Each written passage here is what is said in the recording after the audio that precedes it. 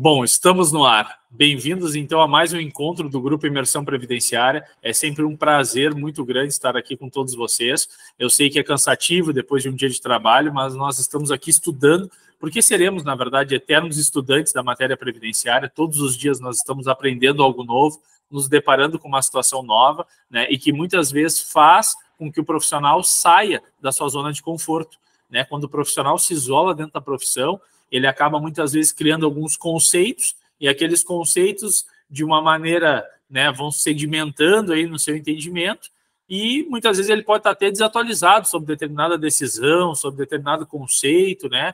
E isso tudo faz diferença no dia a dia da prática previdenciária. Quem vive a prática previdenciária sabe, né, o quanto nós temos que nos dedicar diariamente para que a gente possa, então, aí competir no mercado, né? Como eu digo, na competição, de uma maneira para fomentar o nosso crescimento, né? Não falando mal do colega, não tentando roubar cliente de colega. Isso não é o legal da advocacia. A advocacia previdenciária, aí, nós, enquanto profissionais dessa área, nós temos que nos ajudar, nos auxiliar, pedir ajuda, estudar, né? Dividir casos, fazer parcerias, isso é importante. E isso nos tira, né, daquela zona de conforto, faz com que a cada dia a gente busque mais conhecimento, e conhecimento não ocupa espaço, né? O conhecimento aí que a gente adquire, isso aí tem um peso enorme, por isso que a gente tem que investir em curso, a gente tem que investir em mentoria, nós temos que investir em estudos, como o Grupo Imersão Previdenciária, né? É um grupo que basta o sujeito querer fazer parte, né? Ele não tem despesa alguma, né? Ele só precisa de um computador ou um celular com acesso à internet, ele vai ali e pede para fazer parte do Grupo Imersão, e aí fica por dentro aí de grandes discussões do direito, dúvidas do dia a dia dos colegas, e isso é muito importante. Mas dando início aqui agora ao nosso encontro de hoje, e lembrando que hoje o nosso encontro é sobre carência, que é um tema extremamente importante, nós vamos aí trazer vários conceitos, né, um pouco da parte histórica do direito previdenciário com relação às mudanças que ocorreram, principalmente pós-reforma da Previdência. Eu só queria o ok se todos vocês estão enxergando a tela que eu estou compartilhando, ali onde diz imersão previdenciária. Está visível para todos? Pode colocar no chat ou pode abrir o microfone e responder. Tá, o Fleia já colocou aqui também. Perfeito. Bom, então vamos dando início aqui. Hoje nós vamos falar de carência, né? A carência, eu sempre trago um conceito inicial aqui para o nosso encontro, que diz: de acordo com a legislação previdenciária, o período de carência é o número mínimo de contribuições mensais indispensáveis para que o beneficiário faça jus ao benefício, consideradas a partir do transcurso do primeiro dia dos meses de suas competências. Ou seja, tem uma diferença muito grande, o pessoal acaba confundindo, às vezes, o conceito de tempo de contribuição e o conceito de carência. Tem períodos que são computáveis para tempo de contribuição, mas não são computáveis para tempo de carência. Por exemplo, vou averbar um período rural em regime de economia familiar anterior a outubro de 1991. Este período será computado para fins de tempo de contribuição, falando aqui de uma aposentadoria híbrida por tempo, né, ainda se enquadrando em uma regra de transição, mas este período não será computado para carência. Período de exercício de atividade militar também será computado para tempo de contribuição, não vai ser computado para carência. Período em que o sujeito recolheu uma contribuição em atraso no momento em que ele não estava segurado, fora do período da qualidade segurada, como nós vimos no encontro anterior, né? Antes ainda do professor Luiz Gustavo, nós falamos ali do tema qualidade segurada. Isso é contado para tempo de contribuição, é computado, mas não é feita essa contagem para dentro do período de carência. E isso impede, né, que o sujeito aí que nunca contribuiu para a Previdência Social, atingindo a idade para a aposentadoria programada, por exemplo, 65 anos para o homem ou 62 anos para as mulheres, venha querer fazer o recolhimento dos 15 anos, dos 180 meses de carência, no momento em que ele for dar entrada no requerimento. Se ele realmente demonstrar que exerceu uma atividade de trabalho, né, sonegou aquela contribuição e buscar fazer um depósito voluntário desse valor em atraso, com juros e multa, bom, o INSS com certeza vai gerar GPS da contribuição em atraso para ele fazer o recolhimento. Ele vai ter 15 anos de contribuição, mas vai ter quanto tempo de carência? 0, porque os 15 anos foram recolhidos fora de um período em que ele não estava assegurado. Isso ajuda o sistema a se manter a longo prazo. Então, Carência nada mais é do que o número mínimo de contribuições pagas em dia, ou ainda que em atraso dentro de um período em que ele não tenha perdido a qualidade de segurado, que possam servir, então, como base para a concessão de determinado benefício. E cada benefício tem um número mínimo de carência, um número mínimo de contribuições necessárias para obter a concessão do benefício. No encontro de hoje, nós vamos ver as possibilidades em que há dispensa também da exigência da carência. Isso ocorre dentro do direito previdenciário, está previsto na Lei 8.213 e no decreto, né, que regulamenta a legislação, e isso faz toda a diferença, muitas vezes, na análise ali de um caso prático aí dentro do seu escritório. Bom, durante o período de carência, o beneficiário ainda não tem direito à prestação previdenciária. Como se cogita de previdência, isto é, cobertura de danos futuros e incertos, e não de seguridade, que seria atividade de amparo a qualquer manifestação de necessidade decorrente do risco social, a presença de dano no próprio momento da vinculação distorceria a finalidade do sistema e levaria a Previdência Social a tornar-se uma instituição de caráter assistencial. Lembrando que dentro da Seguridade Social nós temos 3 grandes pilares: previdência, assistência e saúde. Ou seja, somente a Previdência exige a prévia contribuição, a contribuição antecipada. Eu só tenho direito a benefícios previdenciários se eu contribuir para o INSS ou se eu for dependente de alguém que é segurado da Previdência Social e porventura veio a óbito ou está em regime de reclusão e regime fechado. Aí sim, na condição de dependente, eu também posso gozar no benefício previdenciário. Mas caso eu não tenha nenhuma dessas 2 hipóteses, eu acabo tendo que recorrer a outros pilares da Seguridade Social, que, por exemplo, a assistência social, que vincula o benefício de prestação continuada. Por isso que, pela falta de informação e pela falta de orientação, isso até mesmo por parte do governo, que deixa de investir nisso, muitas vezes trabalhadores informais, né, acabam não contribuindo para a Previdência Social, né, por falta de orientação, por não entender que a Previdência é um investimento, eles pensam que nunca vão precisar da Previdência, e é a mesma coisa que tu comprar um carro lá de 100 mil reais e achar que não é necessário pagar o seguro do carro.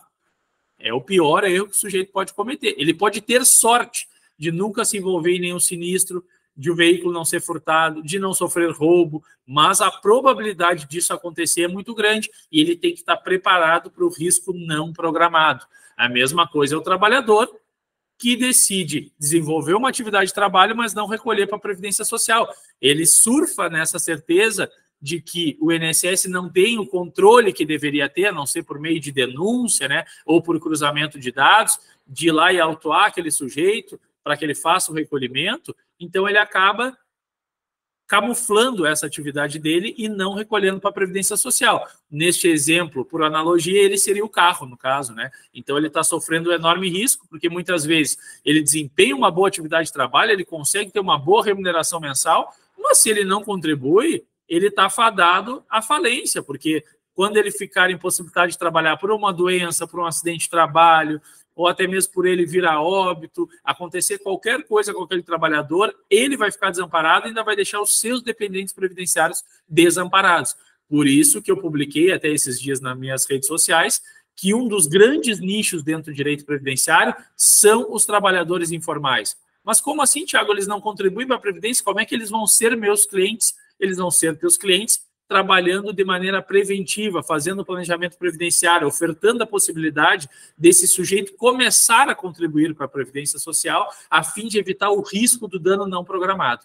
Então, este também é nosso papel, tentar fazer com que essa informação chegue até esse trabalhador que, por algum motivo ou por alguma orientação, ele não está contribuindo. Isso é muito grave. Sempre quando eu faço planejamento previdenciário, a primeira coisa que eu analiso é a qualidade de segurado. Olha, talvez o sujeito não saia do escritório sem ter uma GPS já na mão, porque eu digo para ele a importância dele efetuar aquele recolhimento. E muitas vezes, por um recolhimento, tu salva a saúde financeira dos seus dependentes previdenciários ou até mesmo a dele, né? Porque a vida nos traz obstáculos que nós não temos como prever, né? Quem dera se nós soubéssemos exatamente a data que iríamos adoecer, sofrer acidente, vir a óbito, seria tão mais fácil tomar decisões. Mas como nós não temos essa certeza, só temos uma certeza que um dia vamos morrer, não sabemos quando, é importante a gente trazer a Previdência Social para dentro da residência dessas famílias, tá? Bom, fora isso, o dia de início da contagem do período de carência é feito observando as seguintes regras. Aqui é importante também prestarmos atenção, porque nós temos diferenças quando o sujeito ele é segurado empregado, ele é empregado doméstico, ele é trabalhador avulso, ele é contribuinte individual, ele é contribuinte facultativo, e ainda dentro do contribuinte individual tem a diferença de quando ele é um contribuinte como pessoa jurídica ou pessoa física. Então, tudo isso nós temos que levar em consideração. Aqui, neste caso, para o segurado empregado, que é a grande massa dos trabalhadores brasileiros, empregados de carteira assinada, inclusive o empregado doméstico, né, regido pela Lei Complementar 150 de 2015, o trabalhador avulso, que é aquele que trabalha nas regiões geralmente portuárias por intermédio de um órgão gestor de mão de obra, né? Nós temos, por exemplo, uma carga aqui de um navio que atracou no Porto de Rio Grande, perto da minha cidade. Bom, nessa situação, essa empresa precisa ali fazer o descarregamento de várias sacas, né, aí de algum produto. Ela não vai contratar 200 funcionários para 2 dias depois fazer a rescisão do contrato de trabalho de todos esses trabalhadores. Então, ela procura um órgão gestor de mão de obra, esse órgão gestor de mão de obra oferta para esses trabalhadores avulsos essa possibilidade de recolhimento, o valor é pago para esse órgão gestor de mão de obra, que depois faz o recolhimento previdenciário para esses trabalhadores avulsos. Eu, particularmente, não tenho nenhum cliente no meu escritório que seja trabalhador avulso, mas, apesar de ter um município muito próximo aqui do meu, que trabalha, né, de uma região portuária onde tem mais trabalhadores que se enquadram nessa categoria. Então, para o segurado empregado, para o empregado doméstico, para o trabalhador avulso e para o contribuinte individual, este, a partir de abril de 2003, quando prestar serviço a uma pessoa jurídica, a uma empresa que possui a obrigação de retenção e recolhimento,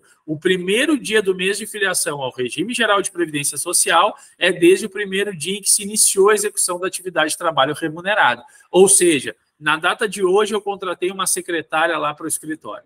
Essa secretária teve hoje o seu primeiro dia de vínculo empregatício junto ao nosso escritório, dia 21 de fevereiro de 2024. Bom, quando inicia a contagem do período de carência dela? A contar de hoje.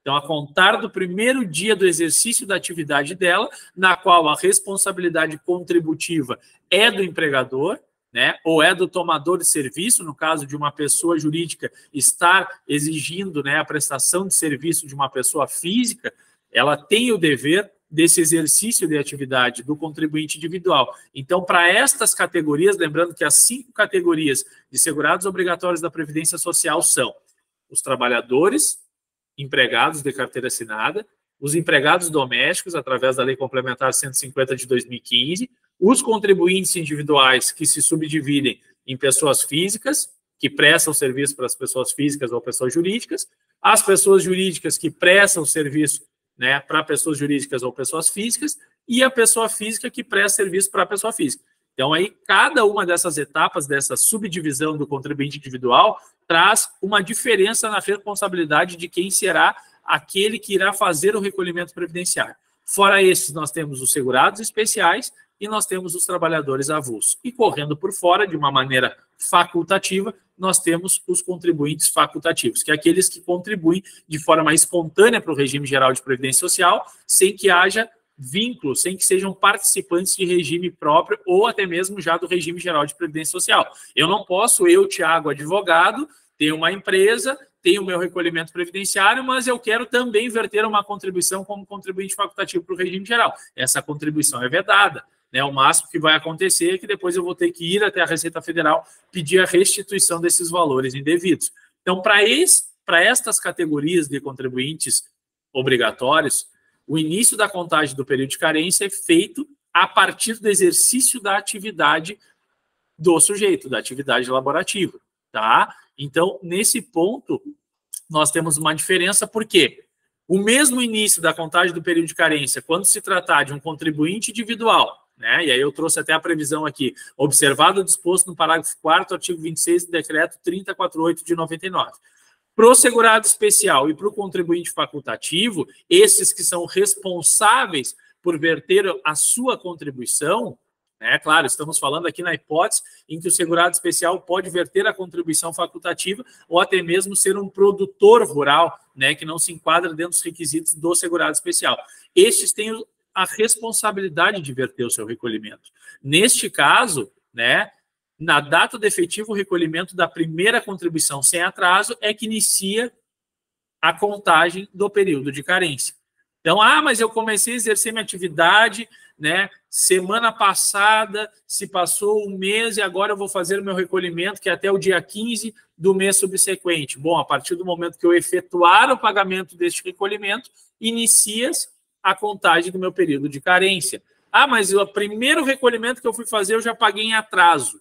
Bom, já não contou para a carência, né? Então, nós temos sempre que observar muito isso, e às vezes é até uma prudência nossa dentro do nosso escritório colocar isso como regra para os nossos clientes, cuidar para não deixar para efetuar o pagamento da guia lá no último dia de vencimento, né? Coloca a guia vence dia 15, vou colocar como data de vencimento dia 10, porque, bom, nessa situação, se o sujeito deixar de recolher bem naquela data do dia 10, ele ainda tem uma válvula de escape, ele ainda tem um plano de segurança para que aquela contribuição não seja efetuada em atraso. É como eu disse, contribuição em atraso fora do período da qualidade segurada, ela é computada para tempo de contribuição, mas ela não será computada para carência. E muitas vezes essa contribuição, se for por um valor mínimo, ainda vai ser excluída do período básico de cálculo, vai ser descartada, né, pós-reforma da Previdência, e aí, de fato, tu vai ter simplesmente ter feito um esforço financeiro que foi em vão, né, não serviu para nada realmente.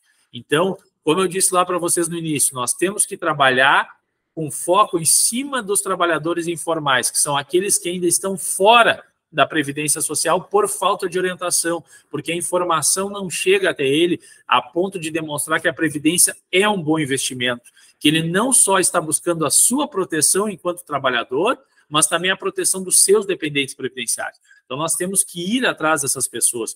Quando o cliente nos procurar, nós temos que sempre avaliar a situação daquele cliente, mas já explorar como funciona o grupo que ele faz parte. A família dele é composta, a esposa. Mas a esposa contribui? Não, ela é dona de casa, não está recolhendo. Bom, mas por que ela não está recolhendo?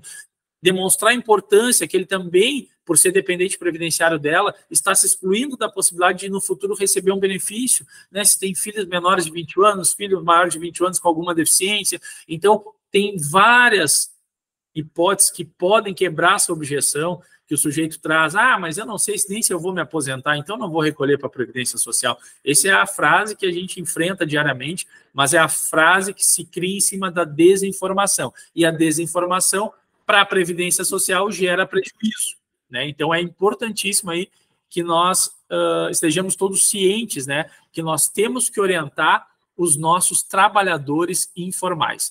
Estes são e fazem parte de um grande nicho de clientes para dentro do nosso escritório.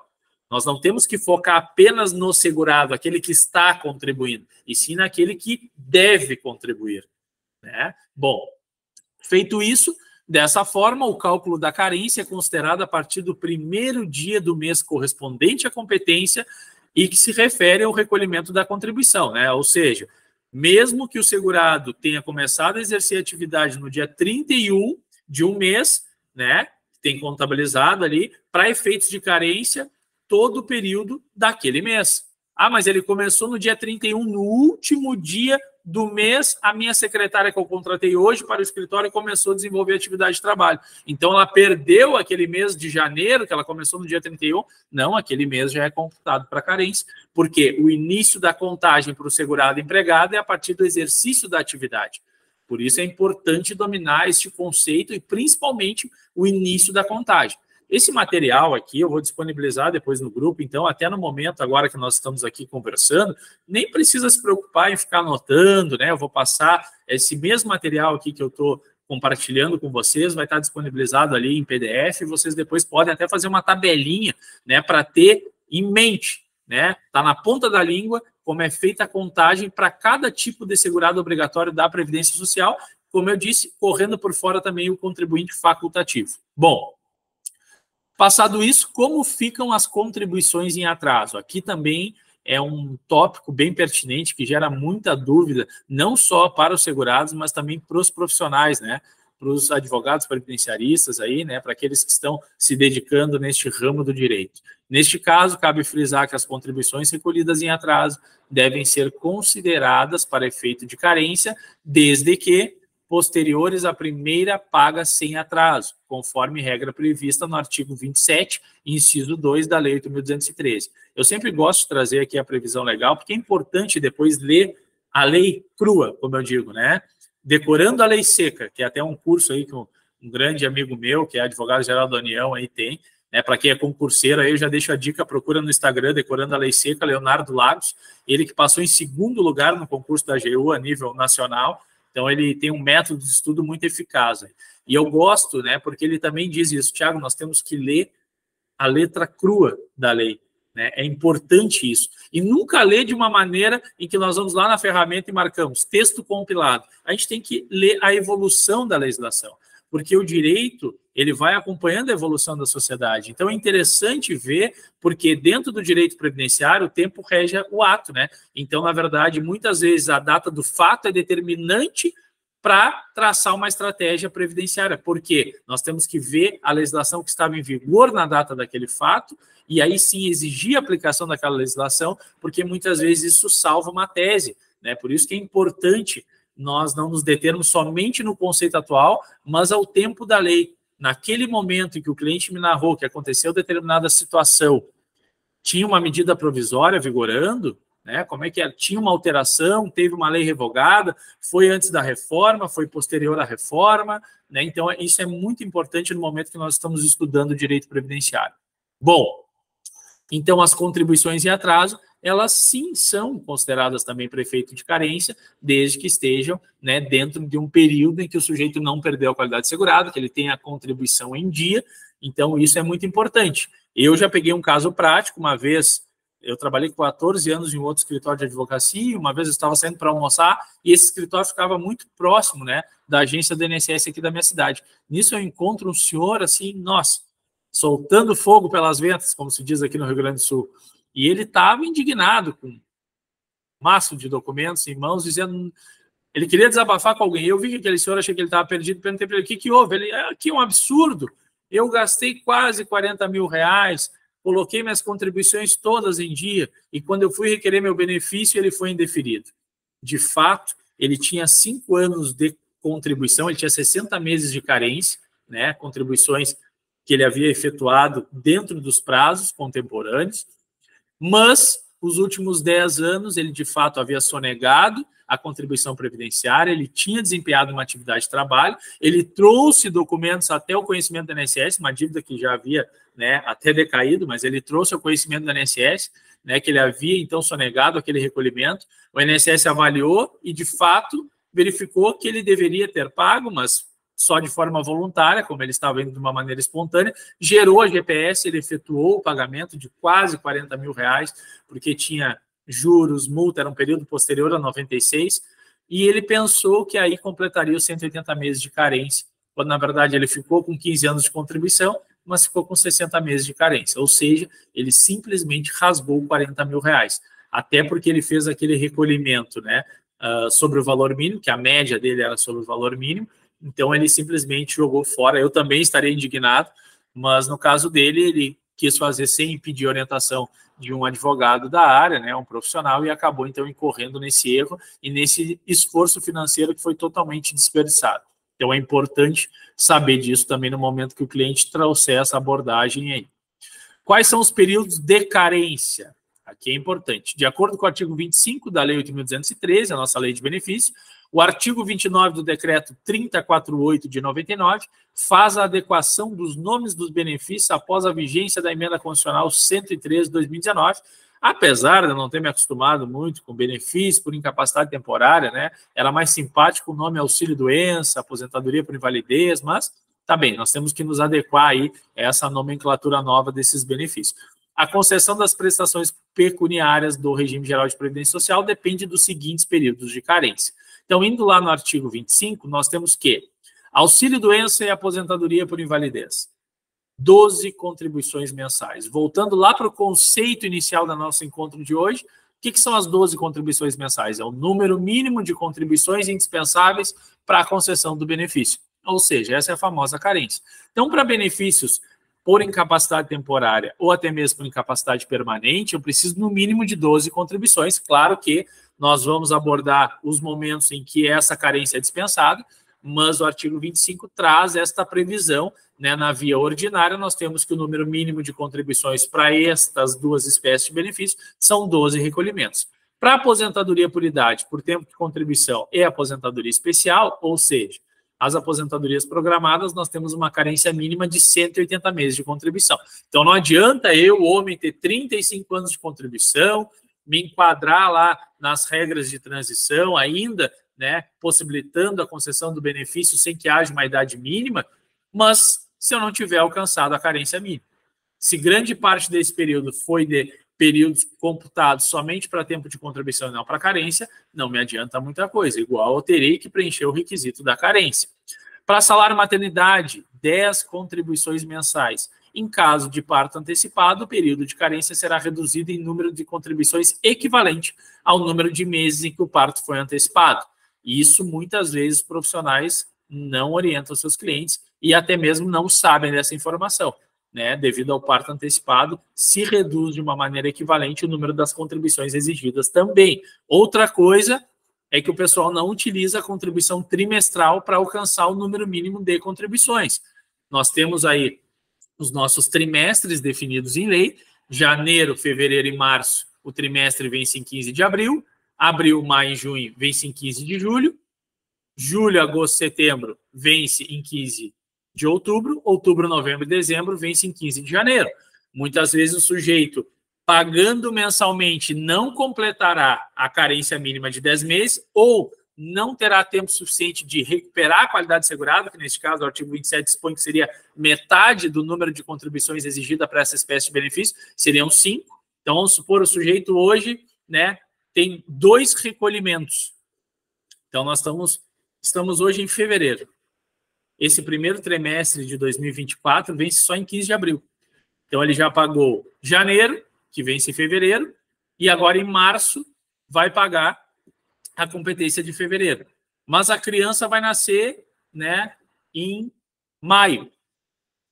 Puxa, ele não vai alcançar os 5 meses de um sujeito. Vamos dar um exemplo de um sujeito que perdeu a qualidade segurada, está tentando recuperar, precisa no mínimo de 5 recolhimentos.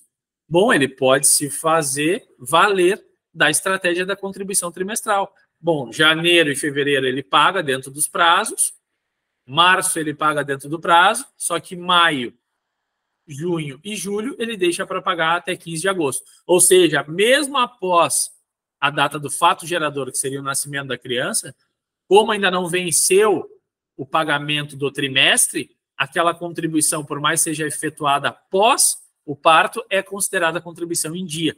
Uma hora nós vamos fazer aí um encontro somente das estratégias da contribuição trimestral, mas é uma boa estratégia e salva muitas vezes o sujeito de alcançar o número mínimo de contribuições, que é a famosa carência. Auxílio reclusão, carência mínima, 24 meses. Na hipótese da perda da qualidade segurada, como eu disse anteriormente, para fins de concessão de benefícios de auxílio-doença, de aposentadoria por invalidez, de salário maternidade e auxílio reclusão, o segurado deverá contar, a partir da nova filiação à Previdência Social, com metade dos períodos acima elencados, que são os períodos que eu trouxe aqui no slide anterior, conforme dispõe o artigo 27A da Lei 8.213. Lembra que no encontro anterior ao do professor Luiz Gustavo, nós tivemos uma aula somente sobre qualidade segurada e a importância, né? Nós tratamos isso até com exemplos aí da manutenção da qualidade segurada, da perda da qualidade segurada e da recuperação da qualidade segurada. Então, para quem não lembra, também pode ir lá no YouTube, está no canal do Imersão Previdenciária, está disponível lá esse nosso encontro que nós tivemos aí, que fala da manutenção, da perda e da recuperação da qualidade segurada. Importante, artigo 26 da Lei 8.213 de 1991 dispõe sobre a dispensa de carência para as seguintes prestações. Aqui, de maneira cronológica, né, nós temos elencados no artigo 25 as carências exigidas, o número mínimo de contribuições indispensáveis para cada espécie de benefício, e no artigo 26 nós temos as possibilidades em que se dispensa esse número mínimo de contribuições, ou seja, dispensa a carência. Aqui, pensão por morte, salário família e auxílio acidente. Veja que interessante, como eu disse lá no início, nós temos momentos em que a legislação previdenciária exige qualidade de segurado e não exige carência. Nós temos outros momentos em que a legislação exige carência e não exige qualidade de segurado. Vou dar o exemplo da aposentadoria por idade. Um sujeito que lá de 80 a 1995 reuniu 15 anos de contribuição, 180 meses de carência. Está completando hoje a idade para a aposentadoria, mas não contribui desde 95. Primeiro que ele teve muita sorte, né?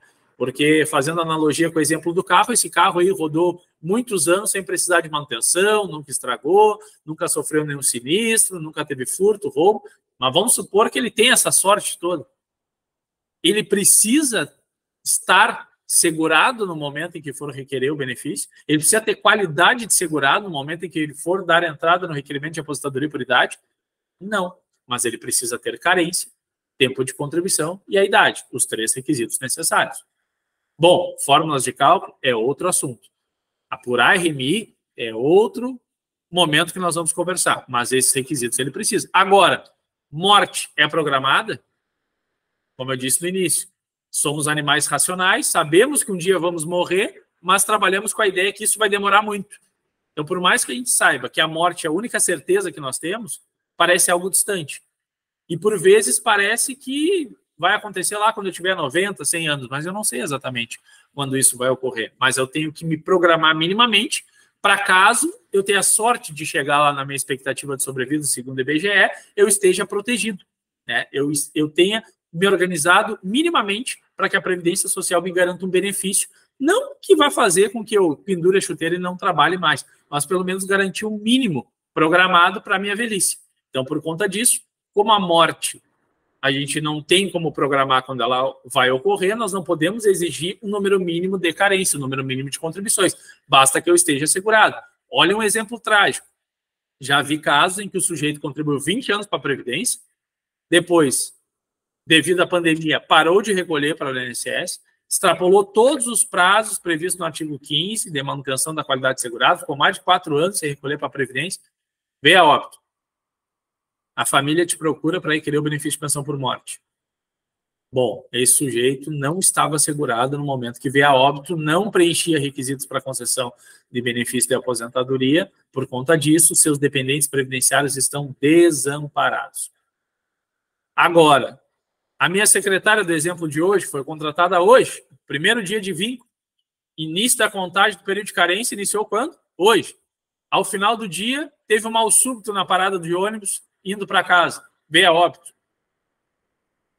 Ela precisa ter no mínimo 12, no mínimo 10, no mínimo 24 contribuições, no mínimo 180 recolhimentos? Não, basta estar assegurada, seus dependentes previdenciários irão gozar os benefícios destinados aos dependentes, neste caso a pensão por morte.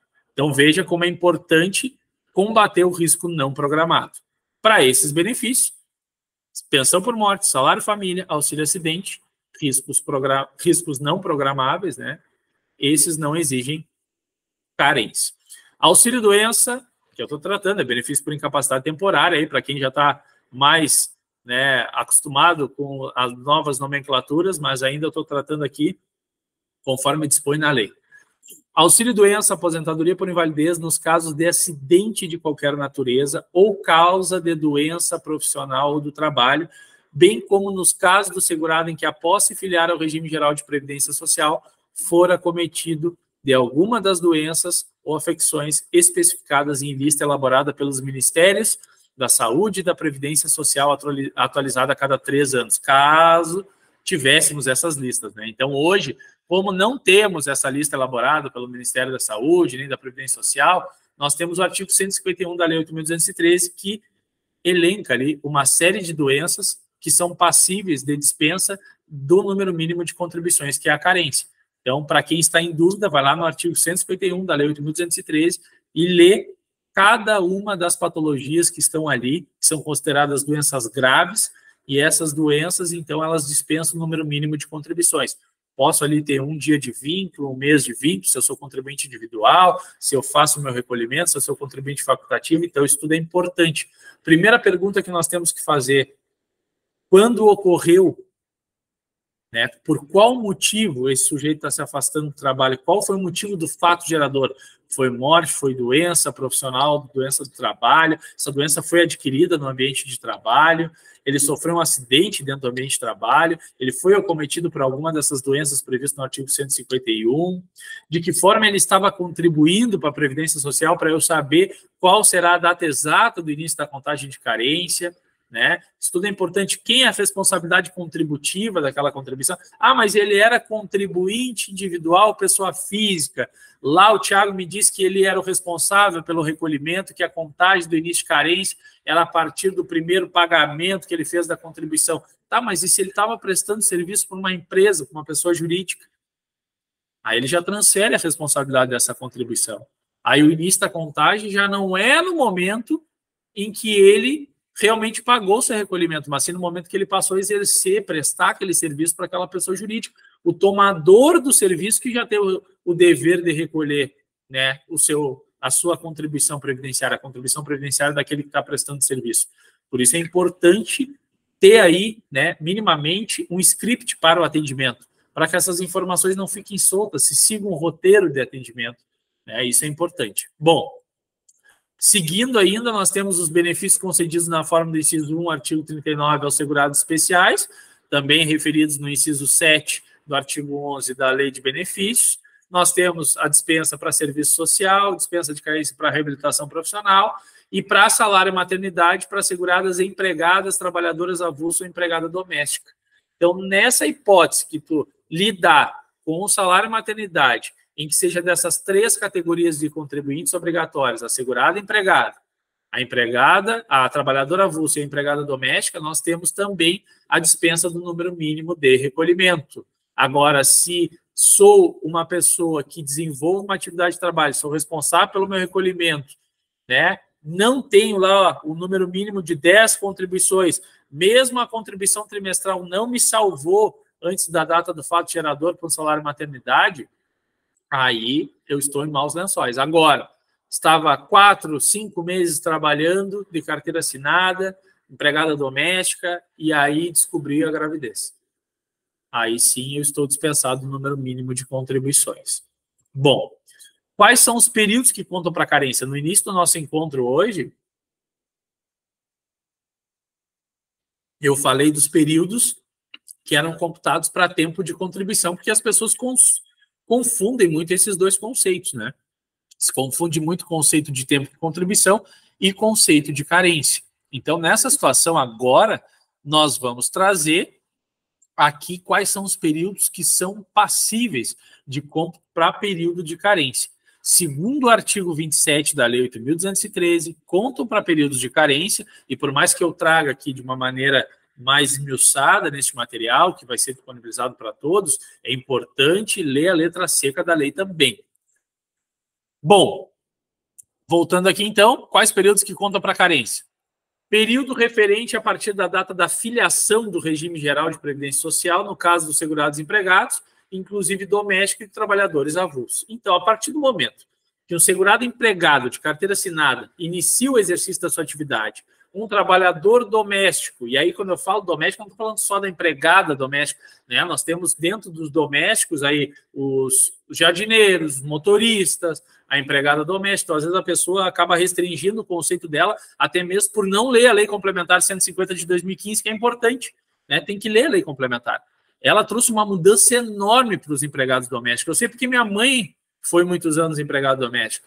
Eu sei como era o histórico previdenciário dela antes de 2015, antes da Lei Complementar, e posterior a 2015.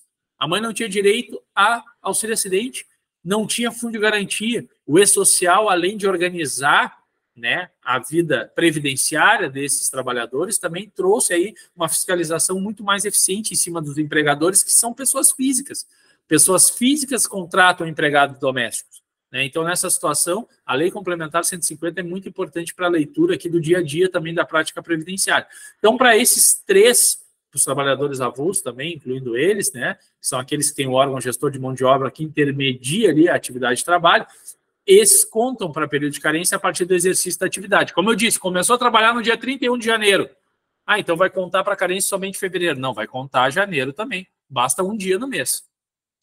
Realizados também a contar da data do efetivo pagamento da primeira contribuição sem atraso, não sendo considerados para esse fim as contribuições recolhidas com atraso referentes às competências anteriores, nos casos do contribuinte individual, especial e facultativo. Como eu já disse lá no início, estou ratificando aqui agora. Para esses trabalhadores que se enquadram nessas situações, a contagem da carência se dá a partir do efetivo recolhimento da contribuição sem atraso, ou seja, a data do pagamento da contribuição. Bom, de acordo com o parágrafo 4º do artigo 28 do decreto 3048 de 99, que dispõe sobre os recolhimentos sem atraso pelo contribuinte individual, aduz que na hipótese da perda da qualidade de segurado somente serão consideradas para fins de carência as contribuições efetivadas após o novo recolhimento sem atraso, novamente ratificando o que eu já disse anteriormente, já observando o disposto no artigo 19E. Né? Então, a partir do momento que eu perdi a minha qualidade de segurado, e voltei a contribuir para a Previdência Social, somente essas novas contribuições a partir da minha refiliação, que não estão pagas fora do período da data de vencimento estipulado pela Lei de Custeio, a Lei 8.212, serão computadas para fins de carência. Não adianta eu voltar a recolher para a Previdência Social, voltar a verter recolhimentos para o regime geral, mas os recolhimentos já serem em atraso. Aí eu fui lá, fiz minha inscrição ali como contribuinte individual, código 1007, primeiro recolhimento de fevereiro, já fui lá e recolhi dia 20 de março. Ah, porque eu pensei que era a mesma data do MEI, do DAS-MEI, né, da nossa guia simplificada. Bom, esse sujeito aí já voltou a recolher em atraso, está contando para tempo de contribuição este recolhimento, mas não está sendo computado para carência. Bom, benefícios por incapacidade contam para fins de carência? Acredito que a maioria de vocês aqui, ou todos vocês, saibam que sim. Nesse sentido, a gente tem, né, e eu já destaco aqui também o entendimento sedimentado da jurisprudência, onde os períodos em que o segurado gozou benefício por incapacidade serão, sim, computados para fins de carência, desde que estejam intercalados entre contribuições. Por exemplo, tenho 10 anos de atividade de trabalho como advogado. Por algum motivo, por algum obstáculo da vida, novamente batendo em cima do risco não programado, precisei me afastar da atividade de trabalho para fazer um tratamento ao qual me deixou incapacitado de forma temporária. Gozei o benefício durante 5 anos.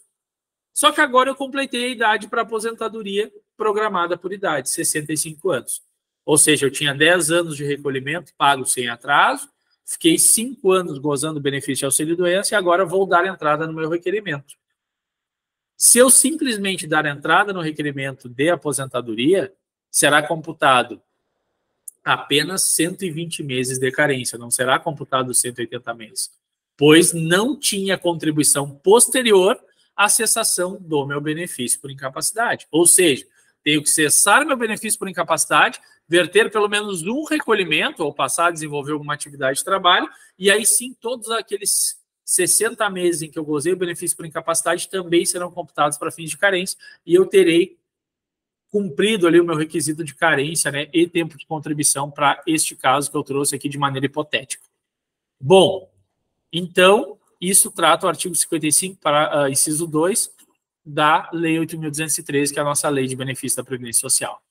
Ainda dentro dos benefícios por incapacidade, se eles contam ou não para fins de carência, tem aqui, para quem quiser anotar, a título de fundamentação, a interpretação que restou, então, sedimentada em 2 ações civis públicas, eu trouxe aqui, né, uma restrita ao âmbito da 4ª região, aqui, depois também outra de abrangência nacional, gerando a portaria, né, DIRBEM 12, aí, de 19 de maio de 2020, onde o próprio INSS também, então, já regulamenta este entendimento aí, dentro da esfera administrativa, que períodos em que o sujeito gozou benefício por incapacidade, desde que intercalados entre contribuições, né, que não vem correr na perda da qualidade de segurado, porque também depois você, mas cessou meu benefício de auxílio-doença e depois de 5 anos eu fiz um recolhimento.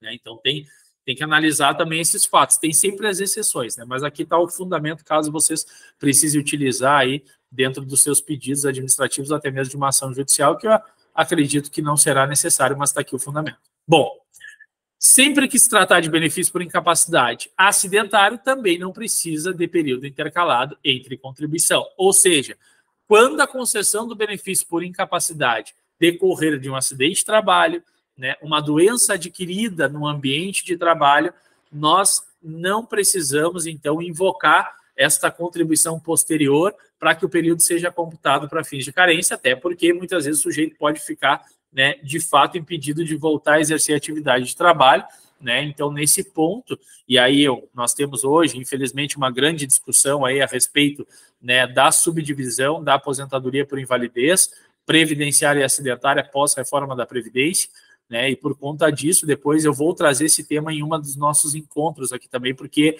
tem várias revisões que hoje eu, inclusive aqui no escritório, tenho ajuizado e tenho tido sucesso até o momento. Como se diz, Thiago, mas o sujeito pode ser que no futuro tenha que fazer a devolução desses valores, desde que isso seja claro para o cliente. Eu pego o caso aqui, o sujeito está com neoplasia maligna, uma situação realmente muito delicada de saúde, e o INSS vai lá e converte o benefício dele de auxílio-doença, né, que era um benefício de auxílio-doença previdenciário, para uma aposentadoria por invalidez previdenciária, ou seja, da espécie 31 para a espécie 32, o sujeito tinha uma RMI lá de R$ 3.900, tinha pouco tempo de contribuição, acaba tendo aí, muitas vezes, uma redução de 31% no valor do benefício, cai para 60%.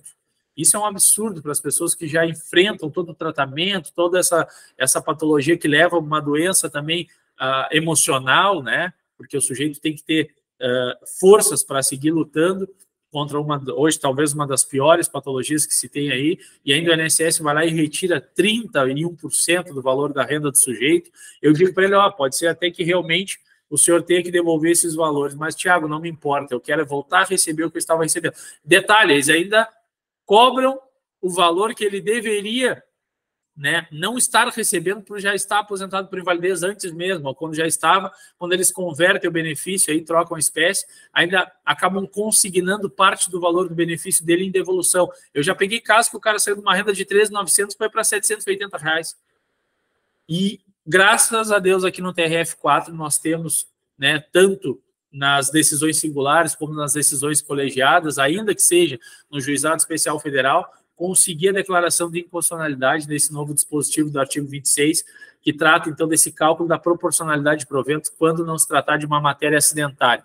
Então, isso é importante, eu vou trazer esse tema aqui em outro momento para nós também, tá? Então, por conta disso, sempre que se tratar de benefício de origem acidentária, não há necessidade dessa contribuição posterior aí à data da cessação do benefício. Bom, fora isso, nós temos também que os benefícios por incapacidade, né, eles têm que ter uma atenção maior, principalmente na esfera preventiva. Eu sempre digo, não adianta bater o carro para depois querer pagar o seguro. Não adianta, tu acha que a seguradora vai de fato reparar o teu veículo? Comprou um veículo de 100 mil reais, como eu dei o exemplo lá no início, aí achou que não era necessário pagar o seguro, que é um dinheiro jogado fora. Aí tu te depara aí com um sinistro, onde tu, de maneira, né, muitas vezes não dolosa, né, mas por algum erro ali, acabou provocando o acidente e bateu aí na traseira de um Camaro. Se o cara não tem seguro, ainda com seguro não é fácil, assim como ainda com o INSS, muitas vezes tem que recorrer na justiça para demonstrar que realmente o sujeito estava incapacitado no momento que querer o benefício foi indeferido. Às vezes a seguradora também coloca essas imposições, mas tu tem pelo menos a quem recorrer. Tu tem algo que pode salvar, pode atenuar aquele prejuízo. E a mesma coisa do trabalhador que pensa que a Previdência Social não traz vantagem financeira. E a Previdência Social, hoje, talvez, para investimentos de até 8 mil reais, aí, pessoas que percebem uma renda de até 8, 9 mil reais, é um dos melhores investimentos a longo prazo. Tem suas deficiências nas análises administrativas? Tem. Tem muitos indeferimentos? Tem. Se o INSS fosse tão perfeito nas suas análises, nós não existiríamos enquanto profissionais. Nós trabalhamos em cima de um erro de uma autarquia que tem 100 milhões de segurados e eles têm uma conduta de muitos indeferimentos. Por conta disso, nós estamos aqui para reparar esses danos. Nós estamos aqui para reformar essas decisões. Ou melhor, para ofertar o planejamento previdenciário, para analisar a qualidade de segurado, carência. Mas o sujeito tem 35 anos de idade, abriu uma empresa agora, a perspectiva de aposentadoria para ele é só os 65 anos. Não importa. Eu tenho 35 anos de idade. Eu não me enquadrei em nenhuma regra de transição prevista na emenda 103. A minha aposentadoria será aposentadoria programada por idade. Por mais que eu tenha garantido uma carência mínima de 15 anos e não 20, ainda assim terei que esperar até os 65 anos só que eu fiz meu planejamento previdenciário e pontuei estrategicamente, porque eu tenho flexibilidade através do meu Prolabore, de definir qual é o meu salário de contribuição, para chegar em determinado X de renda, com o meu planejamento previdenciário eu vou economizar quase 250 mil reais ao longo da minha vida contributiva. Ah, Thiago, então amanhã tu já tem 250 mil reais? Não, isso será um investimento a longo prazo, que eu não irei fazer esse esforço de 250 mil reais a mais do que eu iria investir para chegar no mesmo resultado.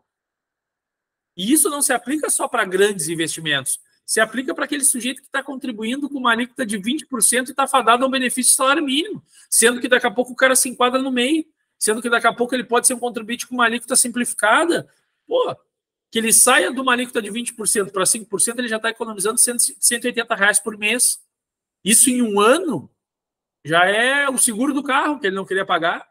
Isso em um ano pode refletir já numa conversão para uma atividade de lazer da família dele, que muitas vezes ele não tinha condições, ou até mesmo investir em outro ramo, investir numa previdência privada, né, colocar na poupança, não sei, comprar guardanapo, revender guardanapo, não interessa o que ele vai fazer com esse dinheiro, mas na previdência social ele estaria desperdiçando este valor e não teria o retorno financeiro esperado.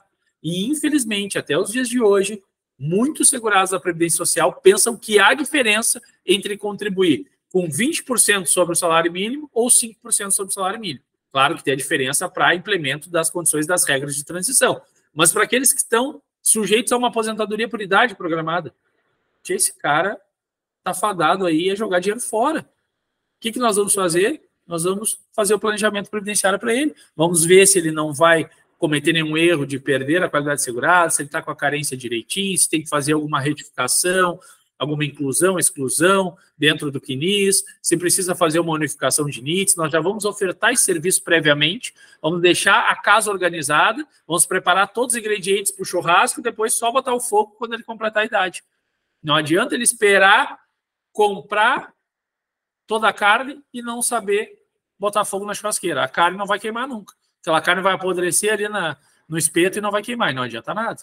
Então, ele tem que organizar primeiro a sua vida contributiva para depois pensar em benefício. E eu sempre digo, mais vantajosa do que a Previdência já é para benefícios programados, ainda com as suas injustiças, ela é muito mais benéfica ainda para benefícios não programados, para benefícios cujo o fato gerador é inesperado. É a doença, o acidente de trabalho, a gravidez não programada, a morte, ou até mesmo o cometimento de um crime que me leve para um regime fechado aí.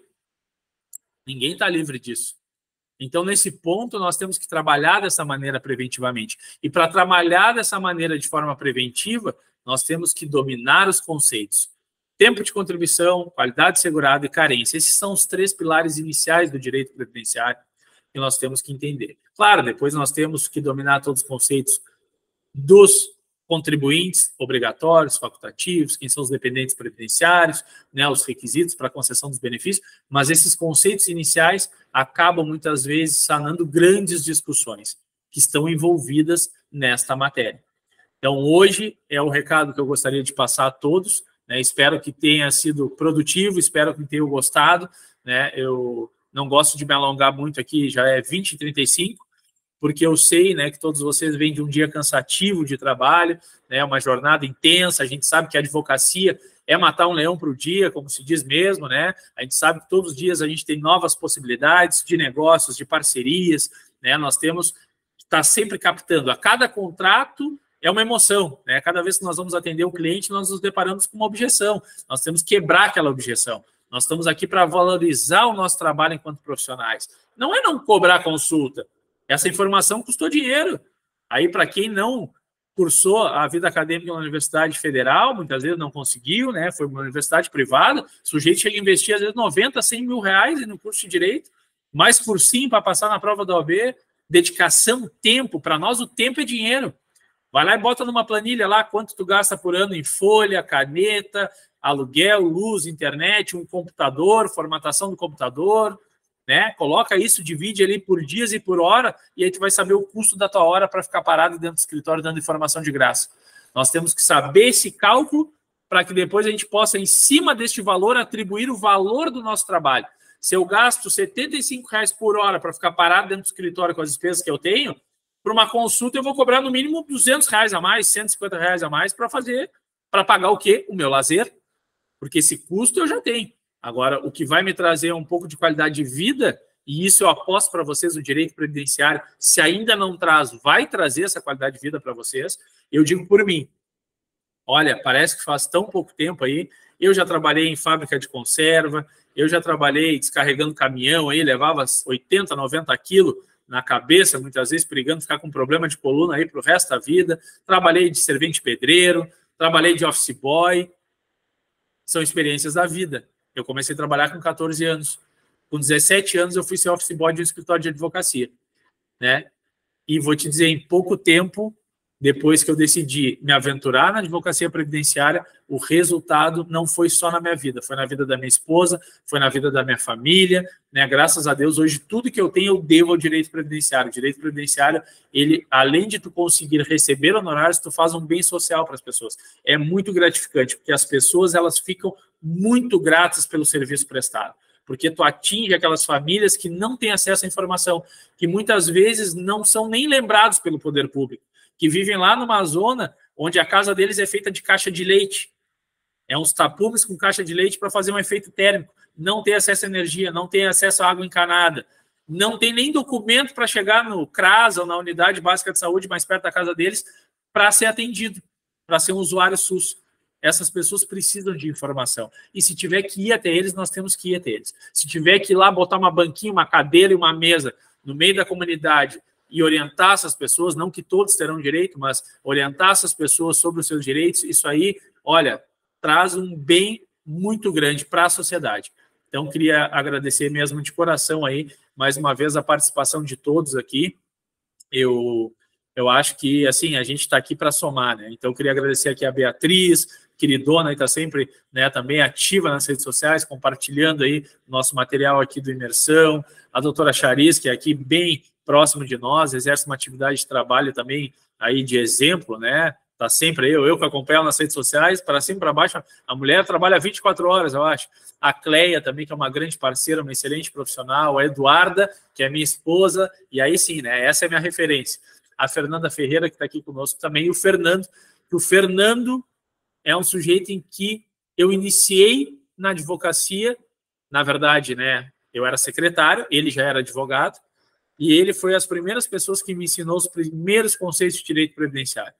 Eu trabalhava secretariando ele, e hoje aí nós somos colegas de trabalho, né? Temos a oportunidade de trabalharmos juntos aí no escritório, né? E eu tenho muito orgulho porque hoje já se faz aí praticamente 10, 15 anos aí que a gente se conhece, né? E o Fernando é um cara que eu admiro muito também.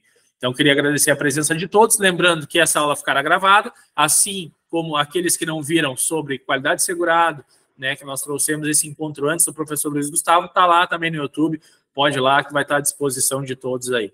Deixa eu ver aqui se alguém colocou alguma coisa no chat. Belo exemplo, vou usar aqui no escritório, doutora Charis, a parte social do Previdenciário Recompensadora. Obrigado por compartilhar teu conhecimento conosco. Eu que agradeço aí por vocês fazerem parte desse nosso projeto. Muito obrigado, bom descanso a todos vocês, e se Deus quiser aí nós vamos ter muita prosperidade, saúde, sempre para seguir em frente lutando. Uma boa noite a todos e um bom descanso.